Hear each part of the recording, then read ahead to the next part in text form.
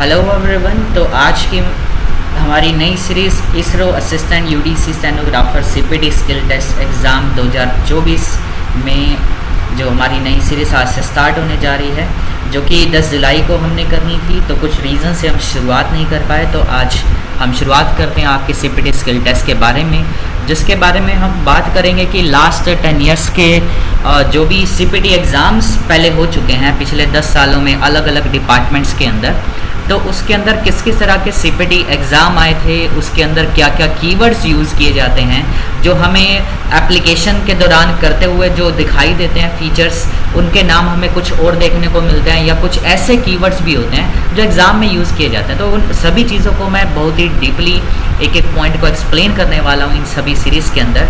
तो इस वीडियो को स्किप नहीं कीजिएगा, और जिसने अभी तक सब्सक्राइब नहीं किया हमारे चैनल पर महर्षि दयानंद कॉलेज रोहतक पर, तो आप जल्दी से हमारे चैनल को सब्सक्राइब कर लीजिए, ताकि आपको आगे की अपडेट टाइम टू टाइम भी मिलती रहे।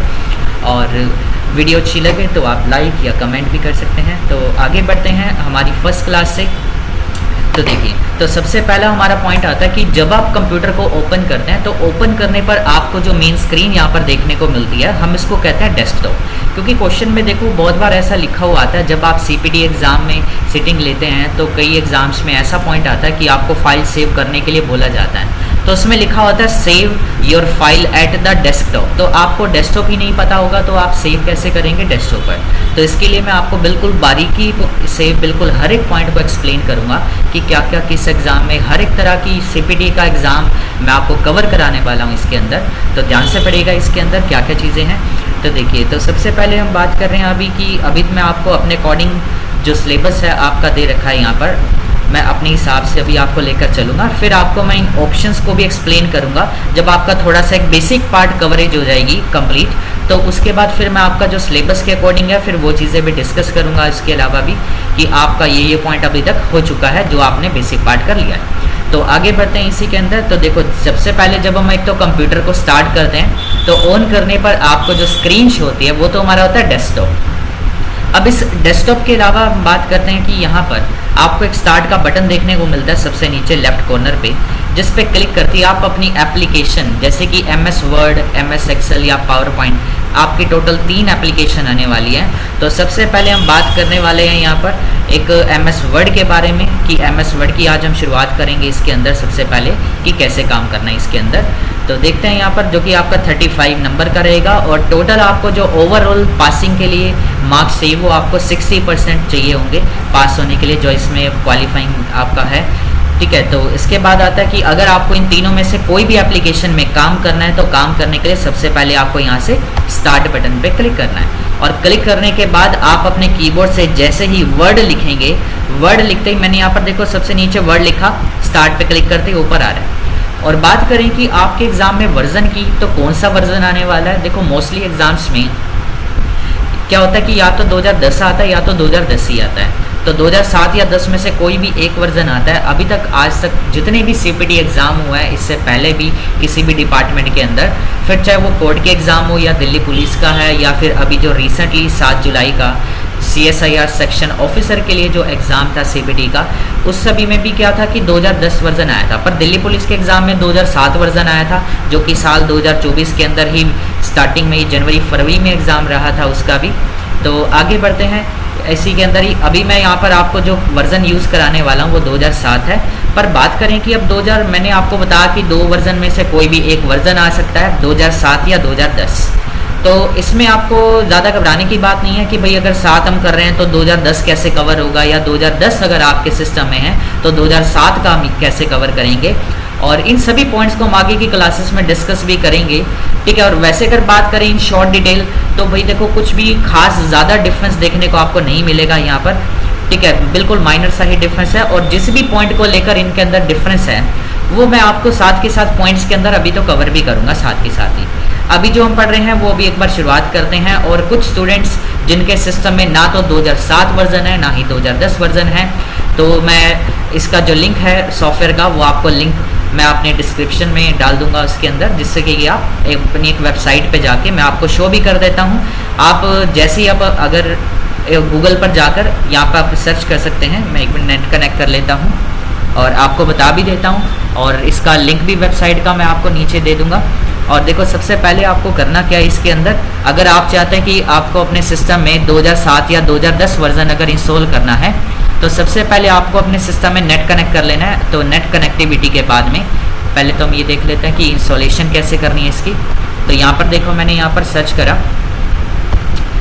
गेट इनटू दिस पीसी के नाम से एक वेबसाइट है। जब आप अपने सिस्टम में इसको सर्च करेंगे getintopc.com के नाम से, इसमें आपको यहाँ पे होम बटन पे क्लिक करना है। देन होम पे क्लिक करते ही यहाँ पे राइट साइड में आपको एक सर्च विंडो मिलेगी। यहाँ पे सर्च बार के अंदर आप यहाँ पे टाइप कर देना MS ऑफिस 2007 या 2010, जो भी आप वर्जन चाहे लेटेस्ट डालना चाहते हैं। और उसके बाद टाइप करने के बाद जैसे ही एंटर करेंगे तो आपको स्क्रीन पर यहाँ पर देखो डाउनलोड का ऑप्शन मिल जाएगा। तो यहाँ से आप कोई भी वर्जन इंस्टॉलेशन कर सकते हैं, 2007 वर्जन करना है या जो भी आप सर्च करेंगे वो यहाँ से आप जैसे ही, फिर उसके बाद क्लिक करा मैंने इसके अंदर।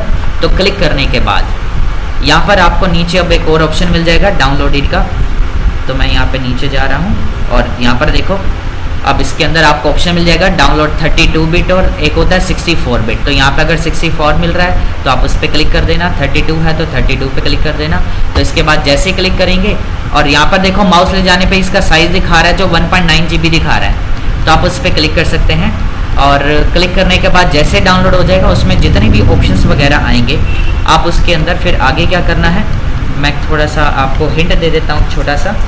मेरे पास जो कि ऑलरेडी यहाँ पर मेरे सिस्टम में पहले से इंस्टॉल्ड है, तो मैं आपको शो कर देता हूँ। तो डाउनलोड जब आपकी कंप्लीट हो जाएगी तो डाउनलोड होने के बाद आपको यहाँ पर कैसा देखने को मिलेगा वो मैं आपको शो कर देता हूँ।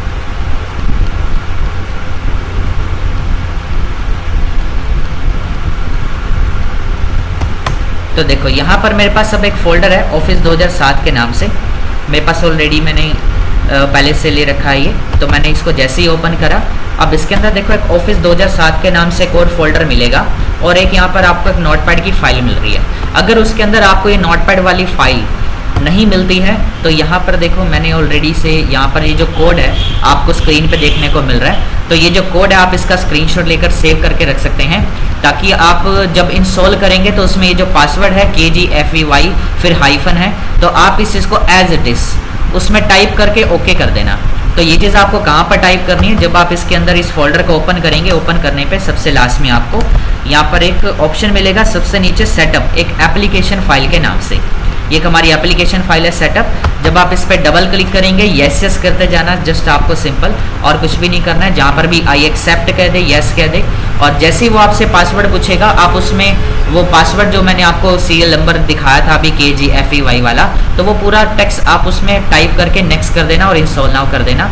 और इस तरह की एक विंडो मिलेगी और मेरे कंप्यूटर में पहले से इंस्टॉल्ड है। तो यहाँ पर देखो अब वो फीचर सेम नहीं दिखाएगा, तो मैं इसको यहाँ से क्लोज कर रहा हूँ। तो ऐसे ही वहाँ पे आपको इंस्टॉल करने के लिए कहेगा, तो विद इन 5 मिनट आपका ये इंस्टॉल हो जाएगा।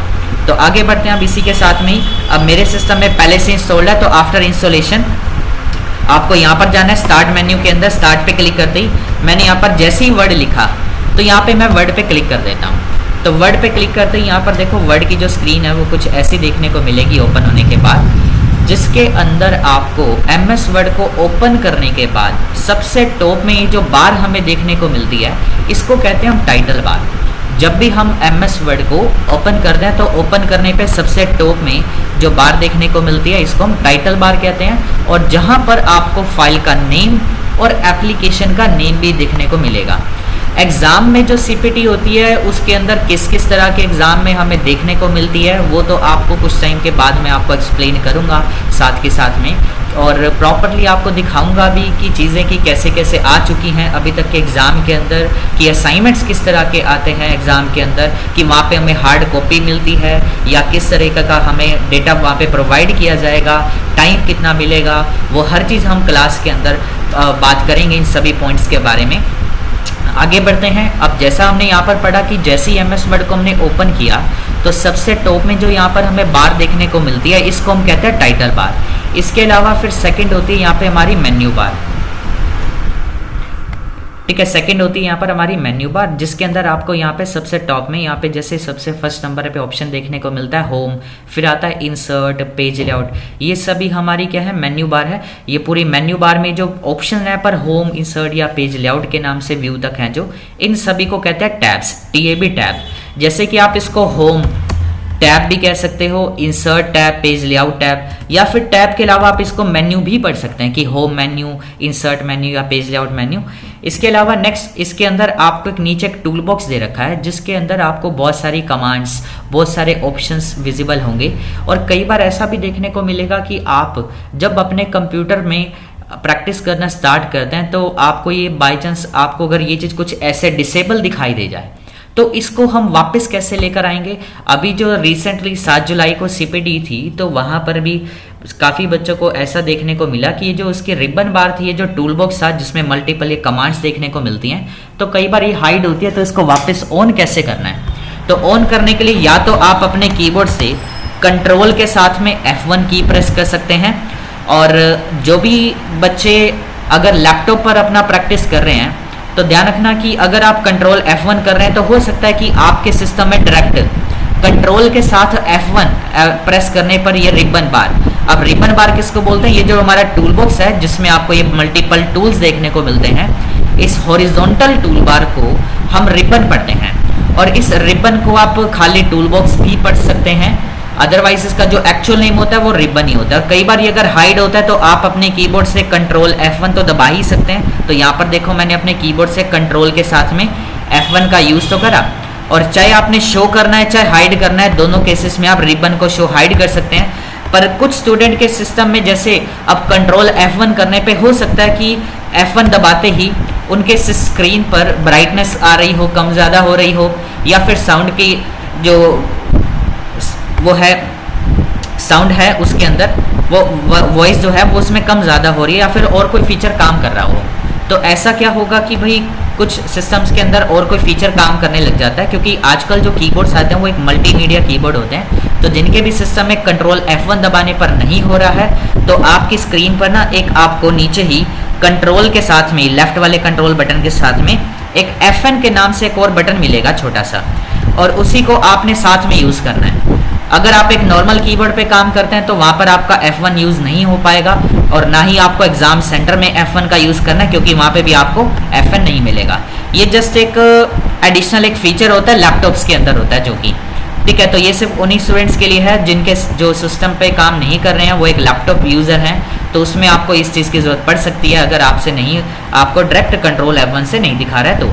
अदरवाइज ये F1 काउंट नहीं किया जाएगा, ध्यान रखना, चाहे F1 आप यूज़ कर रहे हैं या नहीं कर रहे। आपने इसके अलावा एक दूसरा तरीका और भी होता है रिबन को शो या हाइड करने का। उसके लिए आपको मेन्यू बार में किसी भी टैब नेम पे डबल क्लिक करना है। मैंने होम पे डबल क्लिक करा, देखो हाइड होगी टूल बार, फिर से मैंने डबल क्लिक करा, वापस आ गई। तो एक ये दूसरा तरीका और होता है, दो ही तरीके काफ़ी होते हैं, वरना और भी ऑप्शन होते हैं इसको शो हाइड करने के लिए, पर दो ही ऑप्शन हमारे लिए बहुत होते हैं। इसके बाद आता है फर्स्ट हमारा टाइटल, सेकंड मेन्यू बार, उसके नीचे रिबन होता है, और रिबन के नीचे जो हमारे पास एक स्केल दे रखा है जिसमें आपको यहाँ पे 1 2 3 वगैरह देखने को मिलेगा, और इसको हम कहते हैं रूलर बार। ठीक है, तो ये हमारी रूलर बार होती है, और इसके अंदर आपको कुछ पॉइंट्स भी, नंबरिंग वगैरह भी देखने को मिलेगी। जैसे एक स्केल होता है आपका एक 15 सेंटीमीटर का सबसे स्मॉलर साइज में, तो ऐसे यहाँ पर आपको एक स्केल दे रखा है जो कि आपका मेजरमेंट के काम आएगा आगे। और इसमें आपको ये जो वाइड स्क्रीन देखने को मिल रही है ये हमारा पेज होता है फिलहाल इसके अंदर। एक सेकेंड लेंगे, चार्जिंग लगा रहे हैं हमें भी।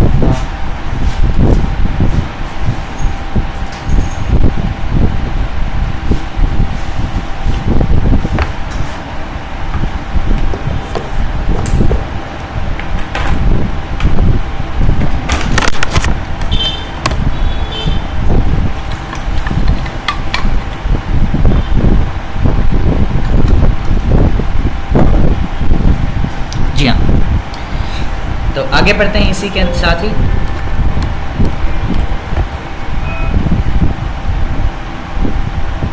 हाँ जी, तो इसी के साथ हम आगे बढ़ते हैं फिर से। तो देखो हम बात कर रहे थे इसी के अंदर कि हमारे पास जब भी हम MS वर्ड डॉक्यूमेंट को ओपन करते हैं ना, देखो, एक तो आप वीडियो को स्किप मत कीजिएगा क्योंकि ये बहुत ही बेसिक से फीचर्स हैं जो आपको एग्ज़ाम में बहुत ही हेल्पफुल होते हैं। अगर आप स्किप करते हैं वीडियो को तो वो कुछ ऐसे पॉइंट्स आपको जो बताने वाला होता हूँ मैं आपको, तो ऐसे में आपके पॉइंट्स गलत ना हो जाएं, चीज़ों को ध्यान से पढ़िएगा। और मैं आपको आगे असाइनमेंट्स भी करवाने वाला हूँ आगे की क्लासेस के अंदर कि किस तरह के असाइनमेंट्स जो कि अभी तक की पिछली सीपीटीज़ के अंदर आ चुकी हैं वो भी डिस्कस करेंगे हम प्रैक्टिकली तौर पर। तो उससे पहले बट आपको एक बेसिक पार्ट जो होता है वो आपको करना पड़ेगा ताकि आप खुद भी प्रैक्टिस कर सकें।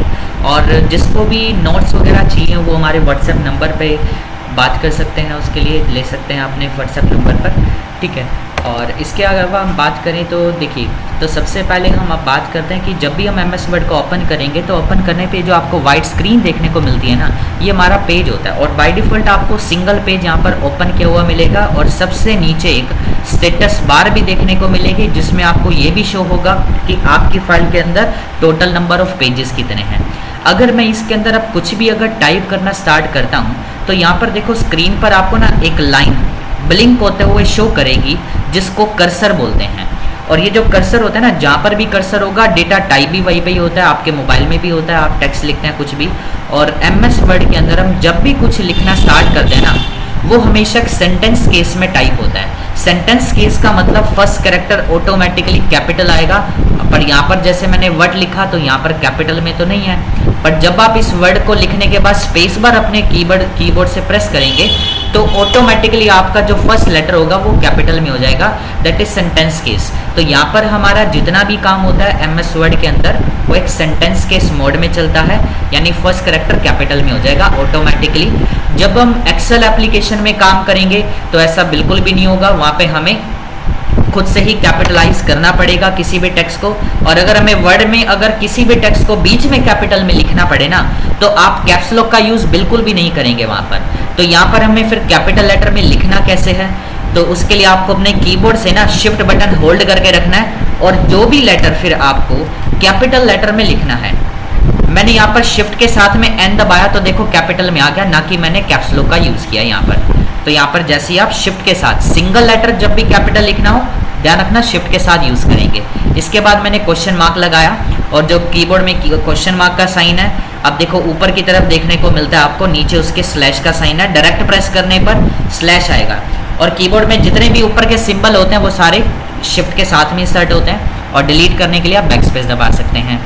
और यहाँ पर मैंने एक सेंटेंस यहाँ पे कंप्लीट कर लिया है और उसके बाद हम चाहते हैं अब हमें नेक्स्ट रो से काम स्टार्ट करना है। तो नेक्स्ट रो से काम लिखने के लिए आप अपने कीबोर्ड से एंटर बटन दबा देंगे। यहाँ पे एंटर दबाते ही देखो नेक्स्ट रो में कर्सर आ गया।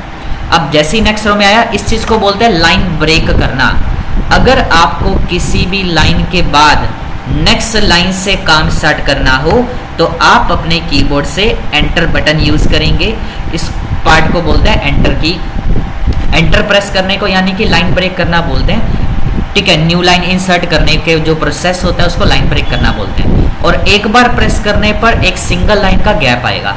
मैंने यहाँ पर एक टेक्स्ट और लिखा, मैंने लिखा नेम, माई नेम इज दीप। मैंने यहाँ पर अपना नेम लिख दिया और फुल स्टॉप। उसके बाद फिर से एंटर किया, यहाँ पर एंटर दबाते ही अब इसके नीचे देखो एक ग्रीन कलर की जो लाइन आ रही है, यहाँ पर आप एज इट इज उसको छोड़ सकते हैं कि अगर आपके सिस्टम में भी ऐसा कुछ हो रहा है कि आपको ग्रीन लाइन या फिर हो सकता है कि रेड कलर की लाइन आ जाए, तो रेड लाइन की जो मिस्टेक होती है, ये जो एरर लाइन होती है ना, इसमें देखो दो तरह की मिस्टेक होती है, एक होती है ग्रामेटिकल और एक होता है स्पेलिंग एरर। तो यहाँ पर स्पेलिंग मिस्टेक होगी तो रेड कलर की लाइन, ग्रामेटिकल होगी तो ग्रीन कलर की लाइन। पर यहाँ पर जैसे ही मैं डबल एस लिखा हुआ है, अब यहाँ पर मैंने इसको तो कर दिया डिलीट बैकस्पेस की हेल्प से, पर यहाँ पर जब हमने एंटर किया अब इसके अंदर ये करेक्शन होगी। उसके बाद यहाँ पे ऑटोमेटिक अगर आ रही है, अब देखो दीप की स्पेलिंग तो यहाँ पर बिल्कुल करेक्ट है, बट फिर भी एरर दिखा रहा है। आपने इसको इग्नोर करना है, यानी कि आपको इसको करेक्ट करने की नीड नहीं है किसी भी तरीके से। अगर आप चाहते हैं कि इसको हटाना है तो राइट क्लिक करके इग्नोर का ऑप्शन तो आ जाएगा, बट हमें इसकी नीड नहीं होती, ठीक है। तो आप इसको एज इट इज छोड़ सकते हैं क्योंकि प्रिंटिंग में नहीं आता और ना ही आपके मिस्टेक वहाँ पर भी काउंट होने वाली है। नेक्स्ट पॉइंट, बट हाँ अगर स्पेलिंग मिस्टेक है वो मिस्टेक आपकी जरूर काउंट हो जाएगी कि अगर आपने इसको डबल एस कर दिया, ये मिस्टेक आपकी जरूर काउंट होगी और इस चीज का आपका हाफ नंबर भी कट होगा। ठीक है। तो जब भी आप कोई भी एक टाइपिंग मिस्टेक करते हैं तो 0.5 के नंबर आपके कट हो जाते हैं उसके अंदर। और अगर आपने कोई भी जैसे नाम लिखा है यहाँ पर, अगर डबल स्पेस दे दिया किसी भी वर्ड के बाद में, तो ये चीज़ के भी आपके ध्यान रखना है कि हाफ मिस्टेक काउंट होगी, ध्यान रखना। एक हाफ मार्क्स आपके यहाँ पर भी डिडक्ट हो जाएंगे अगर किसी भी वर्ड के बाद आप यहाँ पर डबल स्पेस दे देते हो, तो ये एक ग्रामेटिकल एरर होती है। ठीक है। और कभी भी आपको किसी भी डॉक्यूमेंट में, जैसे यहाँ पर मैंने एक वर्ड लिखा लेटर, फिर मैंने कोमा लगाया, अगर मैंने कोमा लगाने से पहले स्पेस दे दिया होता फिर कोमा लगाया, तो ये भी एक ग्रामेटिकल एरर होगी। कभी भी कोमा से पहले, फुल स्टॉप से पहले ध्यान रखना स्पेस बार का यूज़ नहीं करना, अदरवाइज ये एक ग्रामेटिकल एरर काउंट हो जाएगा। तो यहाँ पे फुल स्टॉप से पहले भी नहीं लगाना, कोमा से पहले भी नहीं। ठीक है। नेक्स्ट आता है, अब इसके अंदर, अब यहाँ पर भी तो दिखा रहा है, अब ग्रामेटिकल होती है तो ग्रीन कलर की दिखाता जरूर है, बट यहाँ पर आपको बहुत सारे ऐसे नाम के अंदर भी आपको ग्रामेटिकल एरर शो करेगा जो एक हिंदी लैंग्वेज के वर्ड होंगे। ठीक है। तो यहाँ पर एक हिंदी का वर्ड है, मैंने यहाँ पर अगर लिख दिया अर्जुन, तो यहाँ पर देखो स्पेलिंग एरर दिखा रहा है कि इस नाम से कोई स्पेलिंग ही नहीं है। तो ये तो आपने इसके डिक्शनरी में तो वर्ड नहीं है, तो आपने इसको चीज़ को नहीं ध्यान रखना, आप इसको वैसे इग्नोर कर सकते हैं। इग्नोर का मतलब वैसे अवॉइड कर सकते हैं, राइट क्लिक करके इग्नोर नहीं करना है आपने। अगर आप बार बार करेंगे तो आपका टाइम वेस्टेज होगा, आप एज इट इज छोड़ सकते हैं। तो इस चीज़ की मिस्टेक तो आपके काउंट नहीं हो, क्योंकि नेम तो नेम ही रहेगा यहाँ पर। ठीक है। तो आगे बढ़ते हैं, मैंने यहाँ पर डिलीट करा सभी को सिलेक्ट ऑल करके।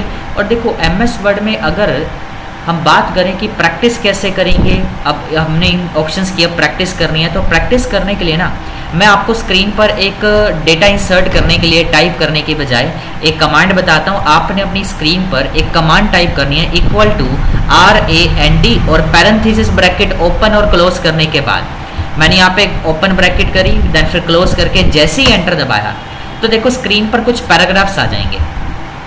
ये जो पैराग्राफ्स हैं जस्ट फॉर एक प्रैक्टिस कंटेंट होता है, जो कि आपको हर एक वर्जन में माइक्रोसॉफ्ट वर्ड के अंदर आपको देखने को मिलता है। माइक्रोसॉफ्ट कंपनी ने हमें ये एक फीचर, एक फैसिलिटी तौर पर एक ऐसा फीचर दे रखा है जिसकी हेल्प से क्या होता है कि वो सभी स्टूडेंट्स, वो सभी लर्नर्स जो MS वर्ड को सीखना चाह रहे हैं, उसके अंदर प्रैक्टिस करना चाहते हैं इन सभी टूल्स की, तो प्रैक्टिस करने के लिए ऑब्वियसली हमें कंटेंट की भी नीड पड़ेगी। और अगर मैं कहता कि भाई अब इस चीज़ों को आपने प्रैक्टिस करना है, ठीक है, तो आप जब प्रैक्टिस करेंगे, अगर आप इस तरह के कंटेंट को अगर हर बार टाइप करते रहेंगे तो आपको टाइप करने में बहुत समय लग जाएगा। तो वो जो समय है बचाने के लिए, वो टाइम कंज्यूमिंग जो है वो कम लगे आपकी, तो उसके लिए आपको मैंने यहाँ पर बताया कि जैसे ही आप इक्वल टू RAND लिखकर ब्रैकेट ओपन करेंगे, देन फिर क्लोज करके एंटर दबा दें। जैसे ही मैंने एंटर किया था तो देखो यहाँ पर स्क्रीन पर ना 3 पैराग्राफ देखने को मिलता है। दोबारा एंटर किया, फिर से वही सेम तीनों पैराग्राफ आपको दोबारा से स्क्रीन पर इंसर्ट करके दे देगा। अब टोटल हमारे पास 6 पैराग्राफ हो गए। फिलहाल मैंने सिलेक्ट ऑल करा, कंट्रोल A, डिलीट बटन दबाया, उसके बाद डिलीट हो गया यहाँ पे टेक्स्ट। अगर मेरे को यहाँ पर 4 पैराग्राफ चाहिए पर इंसर्ट करने पर 3 ही आ रहे हैं। अब देखो मेरा ये पुराना वर्जन है, 2007 या 2010 वर्जन में अगर आप काम कर रहे हैं तो आपकी स्क्रीन पर सिर्फ 3 ही पैराग्राफ आने वाले हैं। और देखो अगर मैं आपको एक नए वर्जन में भी दिखा देता हूँ, जिनके भी सिस्टम में अगर 2010 से अपर वर्जन है, 2010 के अगर बाद वाला कोई भी वर्जन है, तो यहाँ पर आपको ना ब्लैंक डॉक्यूमेंट देखने को मिलेगा ओपन करने के लिए।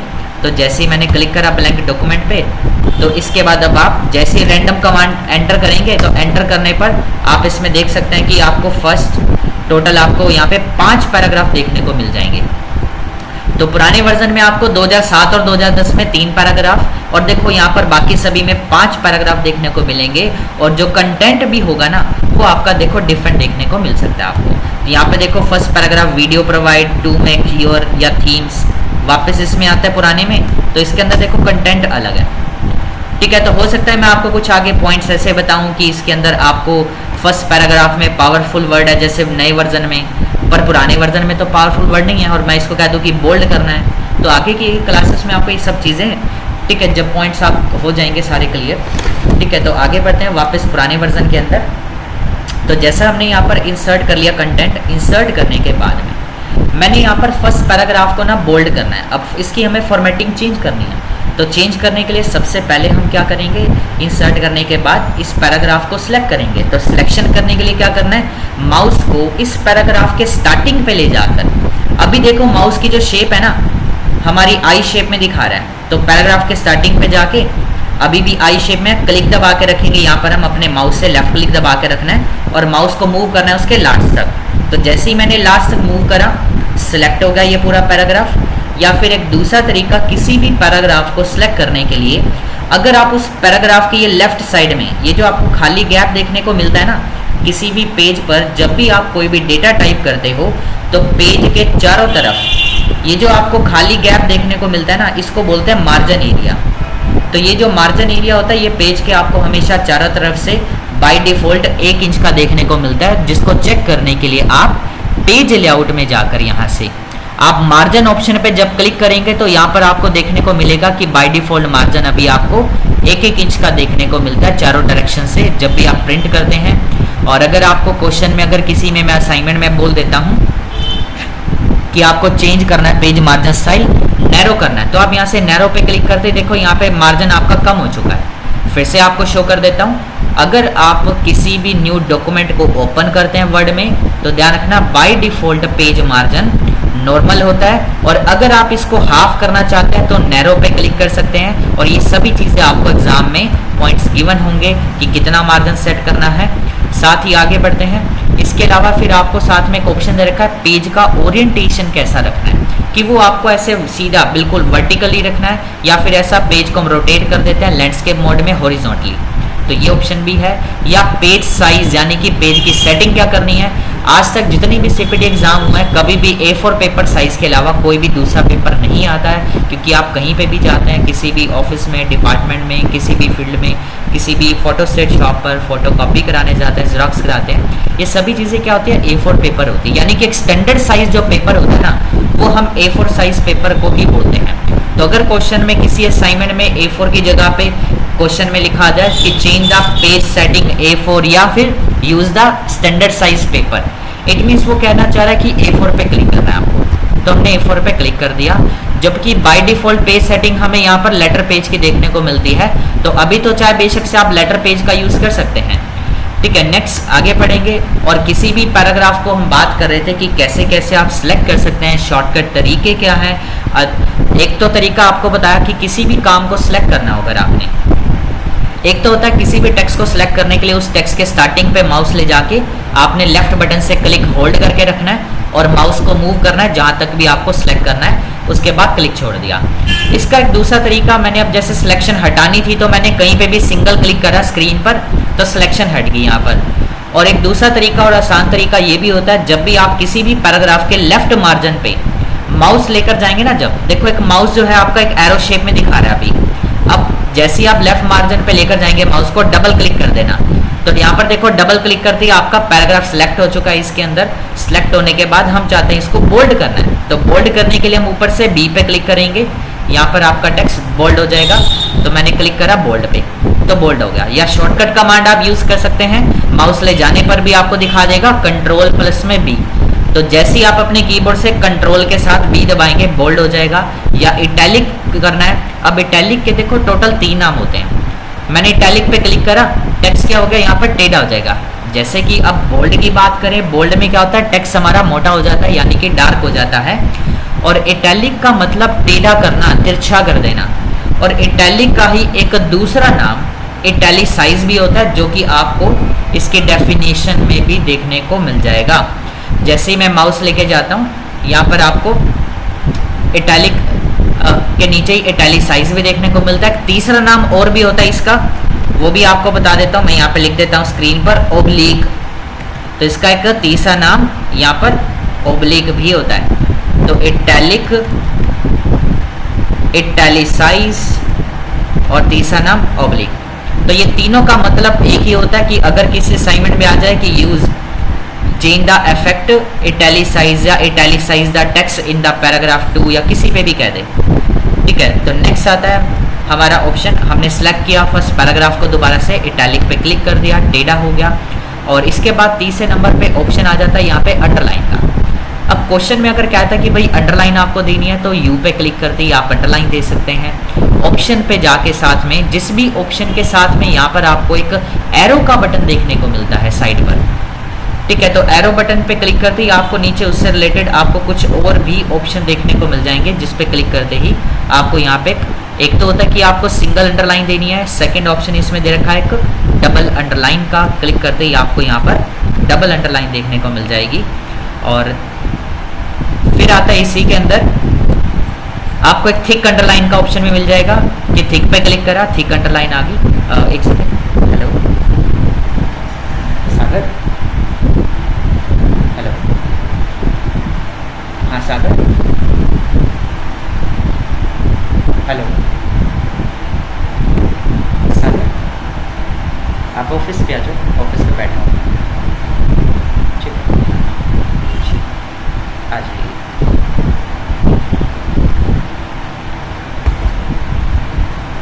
सॉरी टू इंटरप्ट यू, आगे बढ़ते हैं।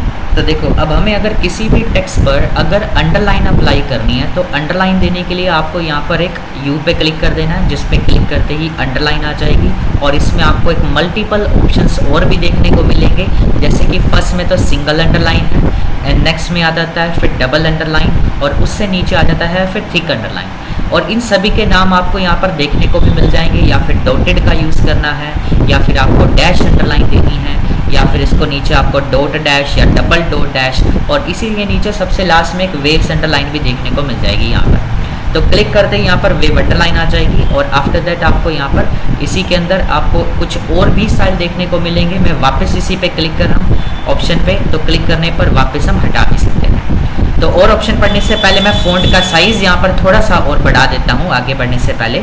तो अभी देखो, बाय डिफ़ॉल्ट जो फ़ॉन्ट का साइज़ होता है ना, वो होता है स्टैंडर्ड साइज़ 11 पॉइंट। तो अगर आपको चेंज करना है तो आप इसके यहाँ से एरो बटन पे क्लिक करके डिफ़ॉल्ट जो कि 11 देखने को मिलेगा आपको, यहाँ से आप कितना करना चाह रहे हैं सेलेक्ट कर सकते हैं। अगर आपको 16 करना है, बट अगर आपको कोई भी एक ऐसा ओड नंबर का साइज़ देना हो, लाइक आपको 15 देना है 14 के बाद में, जो कि आपको लिस्ट में अवेलेबल नहीं है, या 17 है, 19 है, ऐसे बहुत सारे साइज़ होंगे जो लिस्ट में अवेलेबल नहीं होंगे, तो उसके लिए क्या करना है, सिंपली आपको कीबोर्ड से टाइप कर देना है। मैंने ऊपर 15 टाइप करा और कीबोर्ड से एंटर बटन दबा दिया। तो जैसे ही मैंने एंटर प्रेस किया, यहाँ पर इसका साइज़ 15 हो चुका है अब, क्योंकि हम लिस्ट में से जाकर सेट नहीं कर सकते जो साइज़, वो हमें टाइप करके एंटर की करना पड़ेगा। पर याद रहे कि चेंज करने से पहले आपको डेटा सेलेक्ट भी करना पड़ेगा। तो कई बार क्या होता है कि बच्चे फ़ॉन्ट का साइज़ चेंज करते हैं बट सेलेक्ट नहीं करते हैं, तो वो इफेक्ट काम ही नहीं करेगा। आगे बढ़ते हैं। अब हम अंडरलाइन के बारे में पढ़ रहे थे। एक तो देखो, अंडरलाइन के स्टाइल कुछ तो आपको यहाँ पर दे ही रखे हैं, और इन सभी के अलावा भी कुछ ऐसे स्टाइल्स जो कि आपको इस लिस्ट में देखने को नहीं मिलेंगे। तो उसके लिए आपको या तो नीचे से मोर अंडरलाइन पे क्लिक करना पड़ेगा। तो क्लिक करने पर आपको स्क्रीन पर एक फ़ॉन्ट नेम से एक डायलॉग बॉक्स अपीयर होगा, जिसमें आपको यहाँ पर नीचे बीच में अंडरलाइन स्टाइल के नाम से सेम ऑप्शन यहाँ पर भी देखने को मिलेगा, जो कि आपने बाहर से भी किया था। बट जब आप बाहर से अंडरलाइन स्टाइल पे क्लिक करते हैं ना, तो उसमें आपको एक और ऐसा फॉर्मेट होता है अंडरलाइन स्टाइल का ही, वर्ड्स ओनली के नाम से, जो कि आपको डायरेक्ट ऑप्शन पे क्लिक करने पर देखने को नहीं मिलेगा। आपको इसी लिस्ट पे जाके वर्ड्स ओनली करना है, और ओके करने पर देखो ओनली वर्ड्स के नीचे यहाँ पर अंडरलाइन आ रही है। जब मैं इसके अंदर नॉर्मल अंडरलाइन देता हूँ तो देखो कंप्लीट, जहाँ भी वर्ड के बाद में स्पेस है तो वहाँ पर भी आ रही है अंडरलाइन। और शॉर्टकट कमांड होती है इसके लिए, अगर आप किसी भी पैराग्राफ टेक्स्ट को सिलेक्ट करके अपने कीबोर्ड से कंट्रोल और शिफ्ट के साथ में अगर आप W दबाते हैं तो देखो खाली वर्ड्स के नीचे अंडरलाइन आ जाएगी यहाँ पर, और एक ही कमांड से आप ऑन भी कर सकते हैं और ऑफ भी कर सकते हैं। यानी कहने का मतलब है कि आप अगर एक बार प्रेस करेंगे तो अप्लाई होगी, और मैं अगर कंट्रोल शिफ्ट W दोबारा से प्रेस करता हूं तो यहाँ पर देखो वर्ड्स अंडरलाइन यहाँ पर ऑफ हो चुकी है। और इसका एक दूसरा तरीका, यहाँ पे अगर आपको अंडरलाइन देनी है शॉर्टकट से कंट्रोल U से भी दे सकते हो। और डबल अंडरलाइन की भी एक कमांड होती है। अंडरलाइन के अंदर सिर्फ 3 ही स्टाइल की एक शॉर्टकट होती है। एक तो नॉर्मल देने के लिए आप कंट्रोल U, डबल अंडरलाइन देने के लिए आप अपने कीबोर्ड से कंट्रोल और शिफ्ट के साथ में D दबा सकते हैं। आप देख सकते हैं यहाँ पे डबल अंडरलाइन आ चुकी है, या control shift W for words underline, ठीक है, जो कि अभी हमने रिसेंटली पढ़ा था। और वर्ड्स अंडरलाइन सिंगल फॉर्मेट में ही रहेगी, दोबारा प्रेस कर दिया, हटा दिया। इसके बाद नेक्स्ट ऑप्शन आता है अंडरलाइन के बाद में एक स्ट्राइक थ्रू के नाम से। तो इस पर मैं यहाँ पर जैसे ही क्लिक करता हूँ, इसमें देखो टेक्स्ट हमारा सेंटर से कट हो जाएगा। और एक चीज़ का और भी ध्यान रखेंगे, जब आप किसी ऑप्शन का यूज़ कर रहे हैं, प्रैक्टिस करके देख रहे हैं, आप उन ऑप्शंस पे जब माउस लेकर जाते हैं ना, तो माउस ले जाने पर उसकी जो डेफिनेशन आपको देखने को मिलती है उन पर भी आप थोड़ा सा ध्यान देंगे कि क्या लिखी हुई है। कुछ वर्जन में आपको थोड़ा सा डिफरेंट भी देखने को मिलेगी, ठीक है। और इसमें जैसे लिखा हुआ है स्ट्राइक थ्रू पे क्लिक करने पे टेक्स्ट हमारा सेंटर से कट होता है, जैसे अंडरलाइन में नीचे लाइन आती है, इटैलिक में टेक्स्ट टेढ़ा हो जाता है, या बोल्ड में टेक्स्ट हमारा डार्क हो रहा है। और स्ट्राइक थ्रू की डेफिनेशन जो है सेम जो आपको डेफिनेशन देखने को मिलती है और सेम लाइन आपके एग्जाम में ऐसे टास्क के तौर पर आपको एक पॉइंट अप्लाई करने के लिए दे दिया जाता है कि draw a line through the middle of the text in the paragraph 1। तो आपको पैराग्राफ 1 में क्या करना है, आपको ये डेफिनेशन के साथ में आपको लैंग्वेज लिखी हुई मिल जाती है, जो कि लैंग्वेजेस फिर आपको क्लियर नहीं हो पाती। सारा खेल एक तो देखो यहाँ पर ना एक लैंग्वेजेस का भी होता है कि बहुत बार ऐसा देखने को आता है कि बच्चे इन चीज़ों को ध्यान नहीं देते हैं और बाद में प्रॉब्लम ही फेस करने को मिलती है कि हमें पता ही नहीं था कि इसकी डेफिनेशन का मतलब ये है, और जबकि ऑप्शन उनको आता होता है वहाँ पर। तो मैंने यहाँ पर क्लिक करा, ठीक है, स्ट्राइक थ्रू पर, तो ऑप्शन का नेम स्ट्राइक थ्रू है, बट डेफिनेशन को भी आपने थोड़ा बहुत ध्यान भी रखना है। और देखो ऐसा भी नहीं है कि आपको बार बार ध्यान भी देना पड़ेगा, आपने ज़्यादा से ज़्यादा 2 बार 3 बार मैक्सिमम दोगे आप ध्यान से, तो आपको वैसे ही याद हो जाएंगी ये चीज़ें। फिर आता है यहाँ पर फ़ॉन्ट का नेम। अब यहाँ पर हम इसको देखो डेफिनेशन में कह रहा है चेंज द फ़ॉन्ट फेस, जबकि ऑप्शन का नेम है फ़ॉन्ट। तो यहाँ पे इस ऑप्शन का नाम फ़ॉन्ट फेस भी होता है, फ़ॉन्ट भी होता है, या फिर हम इसको फ़ॉन्ट फैमिली भी कहते हैं। तो क्वेश्चन में कभी भी आ जाए change the font face of first paragraph, या फ़ॉन्ट फैमिली आ जाए फेस की जगह पे, या खाली फ़ॉन्ट, तो इसका मतलब आपको यहाँ पे फ़ॉन्ट ऑप्शन पे जाकर यहाँ पर आपको बाय डिफ़ॉल्ट नेम कैलिबरी देखने को मिलता है, जो कि ठीक है। अगर आपको कह रहा है कि भाई कैम्ब्रिया करना है, तो आप इसमें कैम्ब्रिया कैसे करेंगे, कैम्ब्रिया के लिए आपको, ठीक है, जस्ट ऑप्शन पे जाके आप फाइंड आउट भी कर सकते हो। एक मिनट आ जाओ सागर, आप एक बार अभी वो ऑफलाइन एग्जाम अपना स्टार्ट कर लो आपका, चलो अभी या अभी 5 मिनट को आपका पेपर स्टार्ट कराने हैं, ठीक है। हाँ जी, तो अगला क्वेश्चन है, बैठ जाइए। तो यहाँ पर अगला ऑप्शन है हमारा, जैसे हम बात कर रहे थे फ़ॉन्ट नेम के बारे में, तो यहाँ पर भी देखो हमारा कैलिबरी होता है फ़ॉन्ट नेम बाय डिफ़ॉल्ट। अब यहाँ पे अगर हमें चाहिए यहाँ पर कैम्ब्रिया करना है, तो क्वेश्चन में आ जाए कि change the font face as Cambria, तो यहाँ पर आप कैम्ब्रिया पे क्लिक करके अपने फ़ॉन्ट का नेम रिप्लेस कर सकते हैं, या अगर कोई भी एक ऐसा डिफरेंट नेम आ जाए, ठीक है। अभी जो संडे को एक सीपीटी एग्जाम हुआ था उसके अंदर एक जॉर्जिया फ़ॉन्ट आया हुआ था, और मैंने पहले भी पढ़ा रखा है पिछले असाइनमेंट के दौरान भी जॉर्जिया फ़ॉन्ट, तो आपको यहाँ पे फाइंड आउट करने की नीड नहीं है, ठीक है, कभी भी। तो अगर आप खुद से ढूंढते हैं लिस्ट पे जाकर तो बहुत समय लग जाएगा आपको। जस्ट आपने एक सिंगल क्लिक करना है अपने फ़ॉन्ट फेस वाले यहाँ पर सेल के अंदर, जिसके बाद सिंगल क्लिक करते ये टेक्स्ट सेलेक्ट होगा, देन इसको बिना डिलीट करे, अगर आप देखो जैसे ही सिंगल क्लिक किया आपका टेक्स्ट सेलेक्ट हो गया इसमें। अब मैं इसके अंदर फ़ॉन्ट नेम जैसे ही लिख रहा हूँ, अब ऊपर आगे लिखा हुआ आ चुका है, एंटर प्रेस कर देना। यहाँ पर देख सकते हैं आपकी स्क्रीन पर यहाँ पे फ़ॉन्ट का जो नेम था वो चेंज हो चुका है। और इसके बाद हम चाहते हैं कि हमारा जो ये फर्स्ट पैराग्राफ है वो सारा कैपिटल लेटर में लिखा हुआ चाहिए। तो अभी जो हमारा बाय डिफ़ॉल्ट टेक्स्ट होता है कि वो सारा एक सेंटेंस के इस मोड में चलता है, मीन्स हर एक सेंटेंस का फर्स्ट कैरेक्टर, जब भी आप कुछ भी काम लिखते हो, कोई भी सेंटेंस टाइप करते हो, तो फर्स्ट कैरेक्टर हमेशा कैपिटल लिखा जाता है, बाकी सारे स्मॉल में। और किसी भी सेंटेंस के लास्ट में फुल स्टॉप जरूर लगता है, और उसके बाद फिर से नेक्स्ट सेंटेंस शुरू करते हैं, फिर से फर्स्ट कैपिटल रखते हैं, फिर बाकी सारे स्मॉल में हो जाते हैं। तो सेम यहाँ पर भी है। इसके बाद अब हमने क्या करना है कि फर्स्ट पैराग्राफ को चाहते हैं कि सारे लेटर कैपिटल चाहिए, तो कैपिटल करने के लिए आपको यहाँ पे स्क्रीन पर एक ऑप्शन देखने को मिलेगा चेंज केस के नाम से।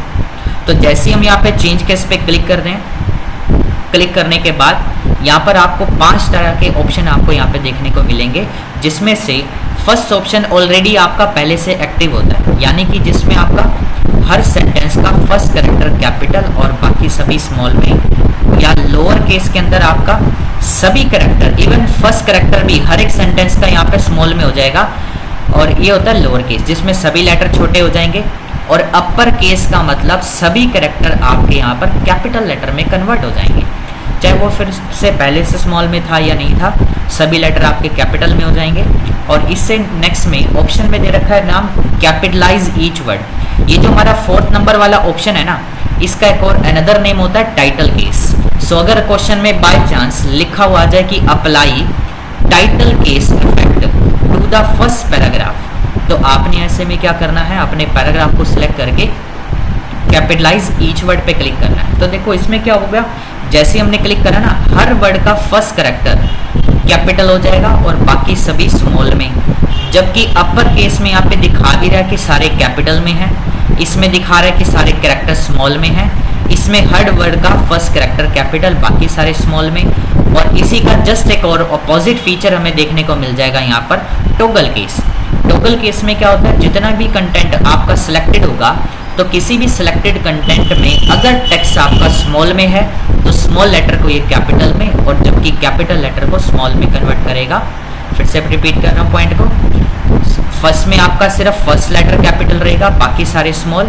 लोअर केस में सारे कैरेक्टर स्मॉल हो जाएंगे, अपर केस में सभी कैपिटल हैं, और फोर्थ नंबर ऑप्शन में हर वर्ड का फर्स्ट लेटर कैपिटल, और लास्ट ऑप्शन में स्मॉल लेटर को कैपिटल और कैपिटल को स्मॉल में कर देगा। अगर आप चाह रहे हैं नॉर्मल करना है तो वापस फर्स्ट ऑप्शन पे क्लिक कर सकते हैं, जिसके लिए आप एक अपनी शॉर्टकट कमांड जो होती है चेंज केस करने के लिए एक शॉर्टकट भी होती है, आप अपने कीबोर्ड से शिफ्ट बटन में F3 का यूज करेंगे।